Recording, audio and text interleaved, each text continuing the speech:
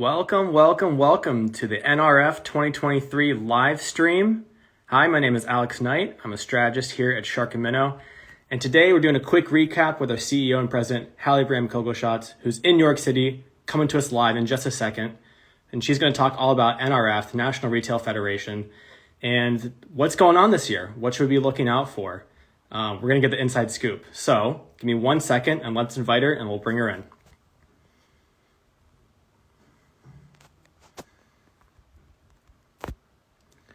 Just finding her and let's see how it's going in New York City, the Big Apple. Oh, Hi. hey, Hi, there she is. everyone. Hallie, how's it going? Hello. Well, Hallie, I just gave a quick little intro of where you're at and what you're doing, and so excited that we're doing this live together. Very fun. Thanks so much for taking some time out of your busy schedule attending sessions at NRF today.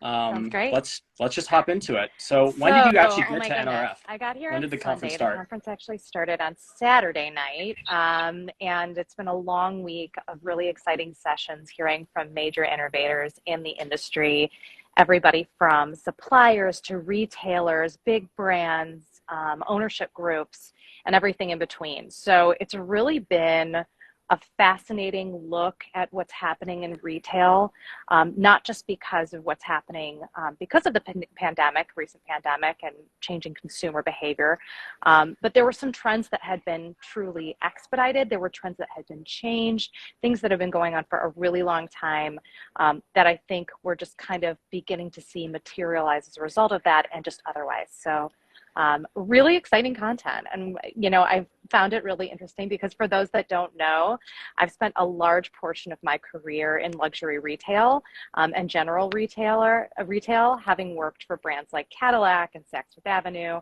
And it's been so fun, just on a personal note, reconnecting with people that I haven't seen in the industry for a long time. I've seen former coworkers and clients and, kind of a merging of some of what we do in transportation, because obviously, as you might imagine, supply chain, warehousing, logistics are a big part of what's getting spoken about this week. So really, really kind of interesting stuff all around. Oh, that's so exciting. That's so nice to rekindle those old relationships and those friendships and those connections. So that's great that you had the opportunity to do that, especially after not having the opportunity to do that for the past couple of years. So that's awesome.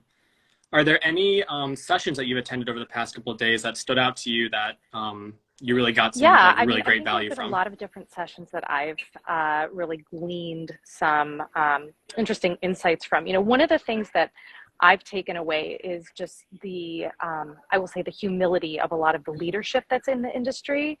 And, one of the things I did want to talk about a little bit was the fact that I had the privilege of attending a session with Lowe's CEO, Marvin Ellison. And, I'm always thinking about how do you lead any company, but in particular in retail, how can you really make sure that you're inspiring everyone? Because so much of what happens in retail is, the day-to-day, it's looking at the numbers, it's very transactional. And how do you balance that with culture and warmth and, care for people and retention of people? And, I was just so absolutely blown away by what Ellison had to say about his leadership journey, having worked for other brands, particularly in the DIY space, having worked for Home Depot, and now at Lowe's. And just the way that he's kind of, really placed a value, not just on his own drive and expertise, but how he's also really given so much credit to those that are around him and how he values team, how he platforms people, how he's platformed consistently over the course of his career, women, diversity initiatives, and he really sees that as a value in how you create not just diversity for the sake of diversity, but how it provides you with options for decision-making and decision-making power. And so I got a lot out of that session, and just hearing what he had to say. I'm actually, I don't know a lot about him personally, but I'm really excited to learn more after, just having the opportunity to hear him speak this week. That's great. That sounds like just a combination of being a great person and being a great leader, and then amplifying the brand that you're trying to portray all the way through your entire organization and your own personal life. So that's really cool. Yeah. So thinking back to the sessions, are there any like overarching themes that you notice, or any big buzzwords this year that we need to be paying attention to heading into Absolutely. the So, full year it's not a new trend. We've been talking about omni-channel retail for 20 years, most likely for many of us. But what I think is new is the way in which people are talking about omni-channel and the deep emphasis that they're putting on personalization.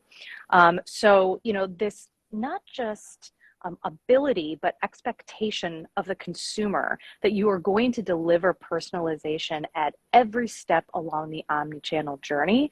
So that can be anything from just knowing that, I wear a small, and so don't show me sale pieces that are in an extra large because I won't be able to purchase them, or vice versa. So just really knowing your customer, having the ability across the omni-channel journey to input manual data, to really use personalized AI and AR experiences. I had a really interesting exposure to what Madison Reed is doing. I don't know how many people are familiar with the Madison Reed brand. If you aren't, it's an at-home salon quality hair color brand. Full disclosure, I use Madison Reed, and so I'm a big fan of the brand. I think I am not getting paid or any sort of affiliate commission for saying that, but I am a fan of the brand. I will say, prior to using Madison Reed, I hadn't colored my hair at home in 15 years. I began doing it during the pandemic. I was really nervous about it. And I found that they made it not just easy, they had great consultative service. They have a product that actually, I think, improved the quality of my hair, and it's a fraction of the cost. And so I became really interested in how they were doing this, the why of why they were doing this. I expect a lot of women, much like me during the pandemic, made different choices around how they were handling their personal care, particularly when it came to beauty and cosmetic experiences. But what I found really interesting about the session with Madison Reed and their technology provider OnQ is that they talked about how they extended that consultative approach and that technology and AR infused experience into the in-store experience. And so they talked about how they were using screens, color matching technology, how they really developed AR so that you were able to see the color on your hair and make sure that it was the right shade for you, and it had to be so precise. And so this idea of precision, personalization, using technology to not replace an in-store experience with an associate, but actually augment it, and really make it a full, well-rounded experience. I thought that was really inspiring, and a great way to really connect what happened online and offline with Madison Reed. So there's one example of what's happening along the omni-channel journey that I think is really helpful for retailers to think about. So, I know that we've all been in stores where technology gets used and it's sort of like a flash in the pan. It's something that's interesting the first time you see it, but the next time you go into that store, if you haven't connected with that technology in a meaningful way, you're not going to want to utilize it again. And so it ends up being technology that gets discarded after a short period of time. What I also found inspiring about that session with Madison Reed is they were very quick to adapt. So with the technology that they implemented in stores, they saw, by utilizing the data that was coming out of that technology and creating a feedback loop, how did their customers want to engage with that technology in store? And quickly they pivoted to take things off of that technology experience that were not getting utilized, to sort of phase out those features and to introduce new features. And so I think that, they talk about failing fast. I think to me, it's just about, making that experience really personalized, utilizing the data and giving your customer what they say they want at every step in the journey. And sometimes the best way to find out what they want is to just read between the lines with the data. For sure. Yeah, making that personalized connection in store, not just online, but in store, is also so valuable. You made me think of two specific examples. One that I've had experience with in retail, and one that I just read about. So the one that I just read about, this is a little while ago, but it was from Canada Goose, and big outdoor retailer who is definitely in the upper echelons of affordability and that kind of stuff. But what they were doing was, I don't know if they were doing it in all stores. I don't think all stores, but at least at one location, they were testing a specific room in the store that people could go into and wear one of their coats, as they're thinking about buying it, go into this room that sets Arctic freezing cold temperature so they can actually experience how the coat is. So it's like a little different spin on technology, but like it goes back to like that experience you have in the store, right? Like not only are you going to get a great product, but you're going to remember that experience and you're going to talk about it. Absolutely. And And you're going Alex, to share I about think it and that's all really that kind of key, stuff. because when you're talking about technology, if it's not personal, and if it's not memorable, it's not something that's going to have that sticky factor that's going to change the way that you feel about a brand or going to keep you coming back to do more of whatever that thing is. And that is another thing that's been spoken about quite a bit this week, is just the role of the store and how, it's very interesting because if you can make that experience meaningful post-pandemic, there are a lot of retailers that are reporting that their customers are coming back into stores. And I think it's a huge opportunity for retailers to figure out, how do we weave in this omni-channel journey? How do we weave in technology in a meaningful way? How do we give the customer those shoppertainment experiences so that they have the ability to really engage with us and not just shop us? So I think that's, what you just talked about with Canada Goose is a great example of that. Yeah, definitely. The other example that I had was pretty recent that I actually did experience. And this is the first time I ever shopped at, I know I'm going to get roasted for this, but Uniqlo or Uniqlo. I'm not sure exactly. Yeah, okay. I'm not sure exactly how to say it, but love the store, first of all. But second of all, the technology that I experienced in it was so cool because as you checked out, you could just put your items, not even in a basket, like this is like a self-checkout. So you just go to a monitor and then you put the items in a little area and it knows exactly what you picked out to buy. And it rang it up automatically. So I don't know what kind of crazy sensors they have in there that's tracking everything. Well, you know what, like Alex? an Amazon Go That's store. another It was huge theme really happening cool. right now at NRF, is talking about RFID technology and sensor technology and how we're utilizing that technology for everything from what you talk about as far as the in-store consumer-facing experience, as well as supply chain and logistics and tracking your goods and with ultimate precision. I think that there's it's clear from what is being spoken about in the sessions that there is not just an expectation, but there is a demand from the consumer that they know where their goods are at every step in the, in the pipeline. And if they don't know, and if retailers can't deliver those results consistently with precision and on time, the consumer is changing their brand loyalty, and they are abandoning retailers that they've long held respect for. So I think that challenge with supply chain is really going to create deep rifts in retail if the retailers themselves can't get it right. And I think RFID technology and other sensor technologies are going to be a big part of that equation. Oh yeah, yeah. One of the big things I feel like I read about casually over the past couple of years was consumers wanting to, like, they're very, very willing and able nowadays to switch brands if things are taking too long to get to them. And obviously that was a big thing like a year or two ago or so. Did they talk a lot about that as far as consumers shifting brands? Yeah, and like just like Absolutely. the perception of like brand loyalty and, hey, if my stuff's not going to get here in a couple of days, then I'm it's really interesting. I was in a session yesterday with the chief digital officer for Microsoft, and she was talking about that from personal experience. She was going to a wedding, she ordered a dress a month out, the dress never came. She ended up not getting that item until a week after the wedding she was going to. And she slapped a return label on that, sent it back, and said, you know what, as much as I love this retailer, I'm never shopping them again because they really let me down. And I think that that's a huge part of what's going to happen moving forward. We talk about it all the time because, we work, heavily in transportation and logistics. And, there are clients of ours, like the Port of Cleveland, that are creating innovative experiences for retailers to actually ship into the heart of the country.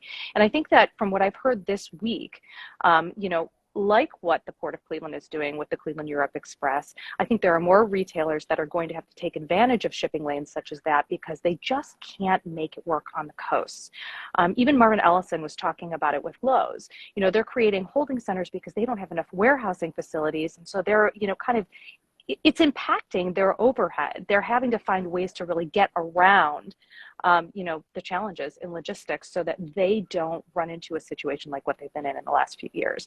And so knowing that there are alternative shipping lanes out there that can be taken advantage of is really a huge opportunity for the industry, and where transportation, logistics, supply chain, and retail can all come together to better serve the customer. No, certainly. So we got supply chain, warehousing, logistics. We've got omni-channel. We've got personalization. Any other like big Oh takeaways or yeah, trends from absolutely. NRF One of the 2023 this big year? buzzy sort of acronyms that keeps getting mentioned is BOPIS. So buy online, purchase in store. So Oh yeah. what a lot of Oh yeah, Have you done that, by absolutely. the I'm way? sure Have we you all bought have something at this online, picked point, up in right? I mean, store? I don't Oh want to yeah. Okay. generalize, but I think with the Yep. pandemic, that was something that didn't exist in a key way in which technology was there to better serve the customer if the retailer had already made the investment to make that happen. There were a lot of retailers that have, self-identified this week as not having had curbside pickup prior to the pandemic. And so, there are a lot of ways in which we're modifying, what the store actually means. Is the store an inventory center? Is the store a distribution point? Is the store there for entertainment, shoppertainment? There's a lot of different ways in which we're utilizing stores, and I'll come back to that in a moment. But BOPIS is something that is here to stay. It's very clear that the customer wants to know that the item that they want to purchase is there before they get there. I was in a session with Target yesterday where they talked a lot about this, and that being a key way that they really were able to, serve the customer and kind of spark that joy daily for families. So that they are able to, get what they need. And, here's the thing, when you buy online and purchase in store, the majority of customers are still coming into the store to pick up those items. So it doesn't mean that you lose out on the opportunity to cross-sell them into other items. It just means that they know that the core item that they needed to pick up that day is there and waiting for them. So, at this point, it really should be something that retailers are using to their advantage. What is happening when that customer comes to the checkout counter to pick up that item? How are you encouraging them to have another meaningful experience in store? And how are you growing, the value of each and every customer entry into your store? Another place in which you can also utilize data, if you know something about your customer's journey and what's been happening, with them along the omni-channel path, you can say, oh, I know Alex, Alex was kind of browsing this item the other day. Maybe when I get him to the counter and he's picking up his item, we could also cross-sell him into that other item that he abandoned in his cart. So I think that It'll work. I'll tell you what, it'll work It'll for me work. too. We're all here. We've all drank the Kool-Aid. I think that, showing intent is a very powerful tool to kind of communicate with retailers what you're looking for, especially if they can weave incentivizing into that. So that's one of the things that came up. For Another sure. thing that has come up consistently this week is, what sectors in retail are, kind of facing hardships as we look at the possible recession coming in 2023, and which retailers are not quite as concerned or see a bright outlook on where things are going. So as you might imagine, there are certain sectors that are more sort of vulnerable to market conditions, luxury goods being one of them. But we've heard a lot this week from retailers in the grocery sector as well as the DIY space. And both of those sectors have a highly optimistic look on what's happening in the next year. I heard the CEO of Kroger this week say, what, everybody has to eat. And, we're not just there to provide them with food. Now we have the ability to help them with menu inspiration, meal planning, thinking about healthful decisions. They're actually innovating on the fly at Kroger. And you've probably heard a lot about the merger between Kroger and Albertsons. But they're looking at expanding their footprint. They already have 2,700 physical stores nationwide. I was gonna say those are like two of the biggest grocery Correct. retailers Yeah. in the country, right? Already, and They went Albertsons through a bought Kroger, merger, right? so they're describing it as a Oh, merger. But okay, merger. Yeah, that's gotcha. Kroger alone. So think about the footprint that they've just expanded and what they have the ability to do for the customer because they have all of these new locations. And so they take that on as a responsibility. I heard them say loud and clear yesterday they're looking to provide more healthful options. And also, what was really interesting is there were a couple of kind of throwaway comments that were spoken that resonated with me. One of them was, if you're a vegan, you're not just going to stop being a vegan because there's a recession. So you're still going to put the investment into high quality food items that support your lifestyle and the way that you eat and care for your body through food. Food as medicine is also another big trend that's been spoken about in the grocery sector. People thinking about, how do I reduce my dependence on, cholesterol medications or like pre-diabetes planning and things of that nature through diet and exercise. And so, that's something that, there are a lot of grocery brands that are thinking about food brands, direct-to-consumer brands that are thinking about these things. And it's very clear that they see this as an opportunity to really deepen the engagement with the customer, to make sure that their purchase is meaningful, and to be sure that they are really supporting them in the way that they want to be supported. So, getting deeper into e-commerce, for example, is something that a lot of grocery brands have spoken about this week, to make sure that, again, they're really, they're not digital first brands, they're quite the opposite, but how are they making sure that they're creating meaningful digital experiences for their customer where they need them to?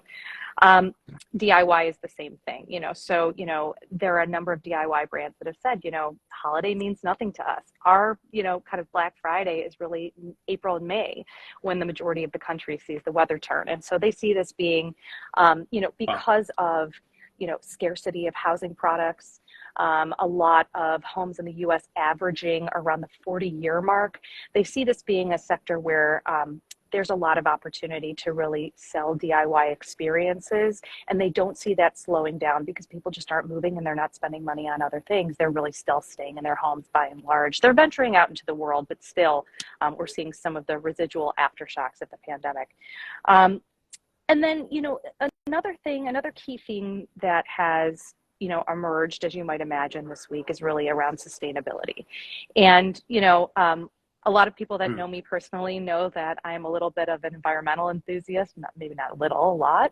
And, something that's a little disheartening to me is that in recent studies, the US consumer is showing a lack or a lag behind the rest of the world in terms of their ability or desire to adopt sustainable practices. What does that mean? It largely means that they're not willing to spend more money on sustainable goods. There's going to be regulatory elements that affect the fact that brands are going to have to do that. They're going to have to become more sustainable.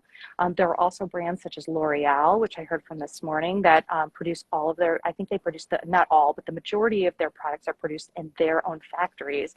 So they have a lot more control over how those goods get produced. They talked about being a part of eco-consortiums where, ultimately, and in the not too far off future, you're going to be able to walk into stores and know that each of the products in that store was produced ethically and sustainably, so that the consumer can have more confidence in how they're voting with their dollars. But by and large, these brands are, reporting out that the customer doesn't want to pay more in the US.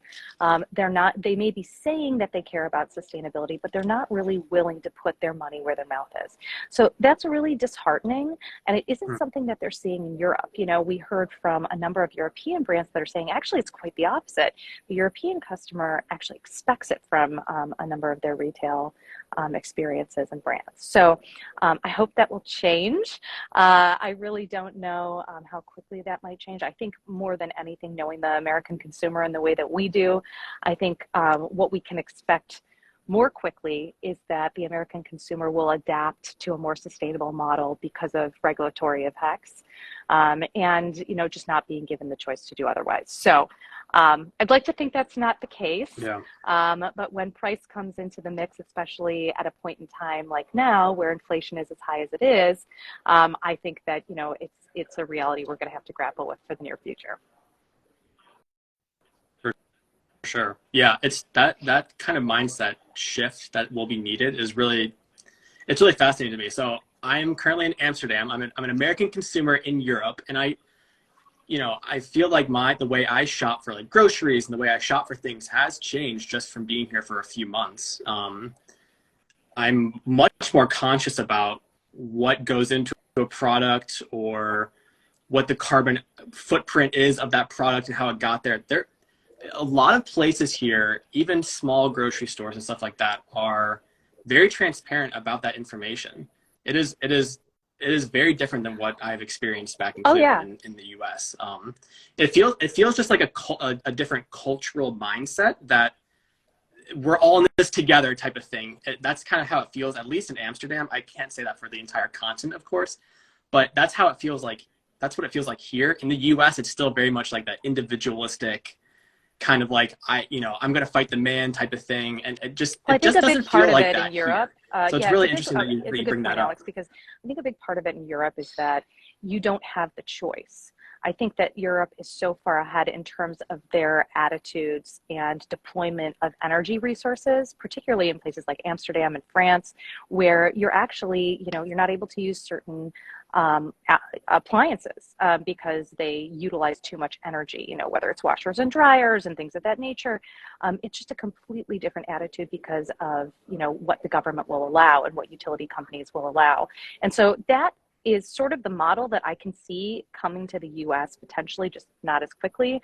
If you've been following, there's a big discussion in the US right now around gas stoves, gas ranges, and whether or not in the near future, people that are building new kitchens, for example, will be allowed to actually purchase gas ranges, or if you're going to be kind of forced into a situation to look at electric or induction, things of that nature. This is largely being pushed under the guise of indoor pollution, but I suspect that actually it's going to be something that the sustainability community gets involved in and will have, sustainability effects or, aftershocks that come as a result. Definitely. All right, I've got 2 more questions for you, just really quick. I'm not sure if they're still on, but wanted to give a quick shout out to Julie Voisey, who's watching, investor_Lisa330, BenJoy216, and our client Jade Davis from the Port of Cleveland commented. I had to shout that out. I'm not sure if he's still on and listening, but I had to shout that out. Hallie, maybe you can connect the Port and Lowe's. Yeah. So, I'm a sucker for technology, and especially I've gone to a few conferences over the past couple of years, and, just try to observe what different booths, what different retailers, what different companies are doing at their specific spot on the conference floor, on the expo floor. Just because I'm a nerd, is there any cool technology that you noticed that you thought was cool? I would say that the theme of the expo floor is really, streamlining your operations, streamlining your POS, looking at ways. There's actually a lot of logistics providers that are out there as well. There are, technology-driven visual merchandisers that are visual merchandising solutions that are there on the expo floor. I think that, I noticed in particular that a lot of it was about how do you streamline? How do you kind of tighten things up in areas of the business that are taking away too much time from management? And so I think that, I haven't attended the show in the past. I'd be curious if any of you that are listening in have a perspective on if that's something that's changed. But I do think, there are some sort of associations that are out there as well. But I just saw a lot of sort of system support. And from what I've heard from other attendees and, even from what's being said from the stage, it seems like there are people that have made connections around technology here in the past. And so I think that this is a big opportunity for attendees. If you're thinking about attending next year, if you're looking at streamlining your operations, if you're looking for RFID solutions, logistics, et cetera, I think it's a great place to be. So, that's really what I've seen out there on the floor. I will say, no knock to any of the exhibitors. The booth sort of set up themselves, not as interesting as what I've seen as other shows recently. But I'll be honest, it's one of the largest shows that I have been to in my career. We're here at the Javits Center here in New York. I've been to many shows at the Javits Center where only one portion of the expo floor is utilized. We have 2 expo floors that are completely packed to the gills. The first day I was here, I could only get through one floor in addition to the sessions. I've now walked both floors twice, and I haven't even gotten to all the booths. There's just so much to see. So I'm hoping to finish that off today and really make the most out of things before things wrap up at the end of the day, and I come home tomorrow. For sure. Okay, one last question, and then we will let you go, finish the show, and have a great time. But gotta ask, based on what you've seen so far at the conference this year, is in-store retail really dying? There's a whole show about it. So is it dying? The perspective of the presenters from the stage, and I do think it's authentic, is quite the opposite, that in-store is more important than ever. And they have the data to back it up. I think that what is happening is that the perspective on which sectors will utilize in-store in the right way is changing. The role of the in-store experience is changing. The way in which technology infuses, or the expectation that technology will infuse into the in-store experience is changing. And that customers are demanding that in-store retail be exciting, that in-store retail be something that if you don't have the product immediately available, it has to be something that can be fulfilled quickly. There is this high instant gratification, that purchase decision, that purchase reinforcement that the customer is looking for, and it's more extreme than ever. So I think retailers are really optimistic about the role of the store. And one of the things that I have always loved about retail personally is that it is such a family. It is such a place of belonging for so many people. I think that, there are a lot of people that, if you're not in the retail world, you might not know. They really do love this industry. They make a career out of it. I know that there's been a lot of talk in recent years during the pandemic about not being able to staff associate positions, having to increase the hourly wage, how that's all working. But there is such a passion for this industry, and the merchants that are here at every level have really communicated that. And so I think that the store experience is really something that serves a purpose beyond selling. When I attended the Target session, they were talking about the fact that, recently, just before Christmas, obviously we had the huge storms in the Northeast, and the store in Buffalo was really hard hit. And there were a number of people in the Buffalo area that were without power. Things were unsafe. And the general manager of that Target store made a split decision to allow those customers to come in, be with them. They still had power. And so not just did they let them in, but, the store associates, they made sure that they were warm. They made sure they had hot cocoa. They made sure that they were having a meaningful experience in a retail environment that really reinforced the place that Target plays in the Buffalo community. And I think that, that's, just to kind of like cap the thought, that's something that retail does. It's like you get a chance to the in-store experience, at least, you get a chance to connect with other human beings in a way that just isn't possible online. And I think, in particular now, not just because of the pandemic, but because we are, 15, 20 years into the digital revolution, I think that there are a large portion of consumers that are really craving that experience. And I can tell you from, my professional experience that, you will have a more meaningful, a more productive, and possibly even a decreased investment in your retail purchases if you start developing relationships with in-store associates. I have seen it across my career in luxury retail. Those store associates, they look out for their customers. They're making sure to call them when something they love is in their size or in stock. They care about them. They know their families. It really becomes a personal relationship. And I think that, at the end of the day, isn't that what everybody craves, is, wanting to connect with others? And I think that, why not make that a part of your shopper journey, just to get the most emotional reward out of, what it is that you're shopping. So I would encourage everyone to make those relationships at retail. For sure. No, that's really good advice. So it's like the store is a place to make the transaction, but the ones who do it really well and get you to come back and talk about it with your friends are the ones who give you that connection with the people and the brand and the product all in one space. And I think that's such a fascinating concept, which it sounds so simple to boil it down to that, but there's so many things that go into it. So awesome. Well, those are some great insights. Thanks so much, Hallie, for your time. I know you've got plenty of sessions to get back to, and I don't even know if you've eaten lunch yet. So thank you so much for your time. We will, safe travels on your way home whenever you're coming home, and we will be in touch soon. And, everyone who's watching and listening, please make sure to check out our channels in the near future. We'll be doing a deeper dive recap of the NRF 2023 conference, as well as just general retail trends and insights that Hallie's picked up over the past few days. Or if you've got questions, we'd love to connect with you and learn more together and think about ways in which we can grapple with these challenges in the next 12 months and beyond. So I'd encourage you to reach out to us. You can do so at info@shark&minnow.com. Absolutely. Awesome. Thanks, Hallie. Thanks so much, Hallie. All right. Have a good day. Enjoy the rest of the conference. Bye. Yep. Talk to you later.